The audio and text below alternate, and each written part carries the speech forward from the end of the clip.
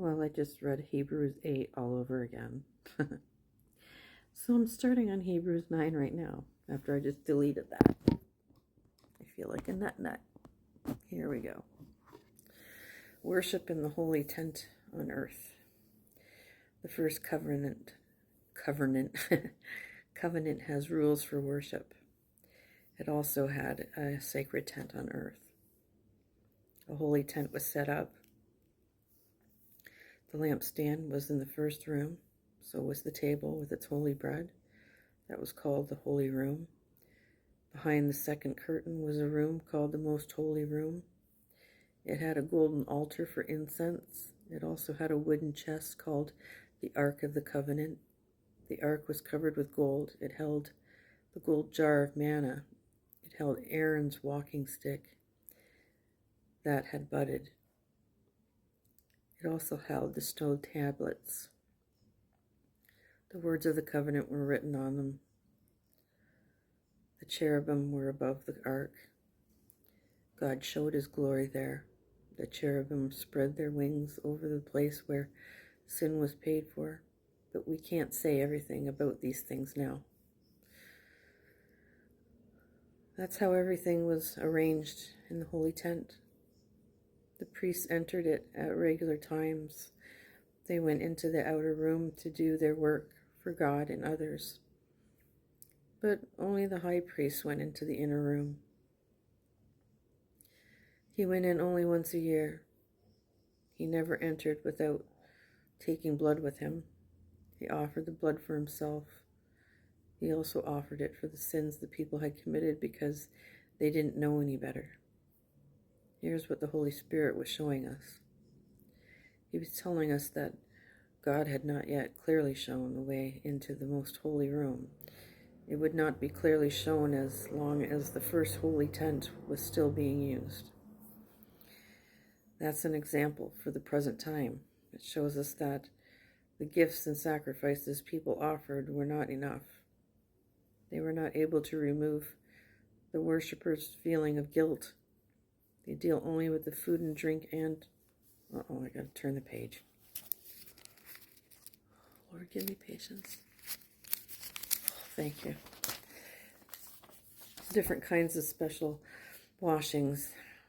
They are rules people had to obey only until the new covenant came. The next title is the blood of Christ. But Christ came to be the high priest of the good things already here now. When he came, he went through the greater and more perfect holy tent. This tent was not made with human hands. In other words, it is not a part of this creation. He did a part of this creation. He did not enter by spilling the blood of goats and calves. He entered the most holy room by spilling his own blood, He did it once and for all time. In this way, he paid the price to set us free from sin forever. The blood of goats and bulls is sprinkled on people, so are the ashes of the young cow. They are sprinkled on people, the law called unclean. The people are sprinkled to make them holy. That makes them clean on the outside, but Christ offered himself to God without any flaw. He did this through the power of the eternal Holy Spirit. So how much cleaner will the blood of Christ make us? It washes away our feelings of guilt for committing sin. Sin always leads to death, but now we can serve the living God. That's why Christ is the go-between of the new covenant. Now those God calls to himself will receive the eternal gift he promised. They will receive it now that Christ has died to save them. He died to set them free from the sins they committed under the first covenant. What happens when someone leaves a will? It is necessary to prove that the person who made the will has died. A will is in effect only when somebody has died, and never takes effect while the one who made it is still living. That's why even the first covenant was not put into effect without the spilling of blood. Moses first announced every command of the law to all people. Then he took the blood of calves. He also took water, bright red wool, and branches of hyssop plant, and he sprinkled the book of the covenant. He also sprinkled all the people. He said, "This is the blood of the covenant God has commanded you to keep." And that's in Exodus 24, verse 8. In the same way, he sprinkled the holy tent with blood. He also sprinkled everything that was used in worship there. In fact, the law requires that nearly everything be made clean with blood. Without the spilling of blood, no one can be forgiven. So the copies of the heavenly things that had to be made with these sacrifices, but the heavenly things themselves had to be made pure with better sacrifices. Christ did not enter a sacred tent made with human hands. That tent was only a copy of the true one. He entered heaven itself.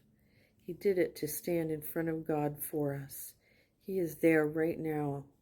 The high priest enters the most holy room every year. He enters with blood that is not his own. But Christ did not enter heaven to offer himself again and again. If he had, he would have had to suffer many times since the world was created. But he has appeared once and for all time. He has come at the time when God's work is being completed. He has come to do away with sin by offering himself. People have to die once. After that, God will judge them in the same way Christ was offered up once. He took away the sins of many people. He will also come a second time, and at that time he will not suffer for sin. Instead, he will come to bring salvation to those who are waiting for him. And that's the end of chapter 9. Next chapter, chapter 10, is Christ's sacrifice is once and for all time. And I hope you have a good day, and thank you for listening, and goodbye for now.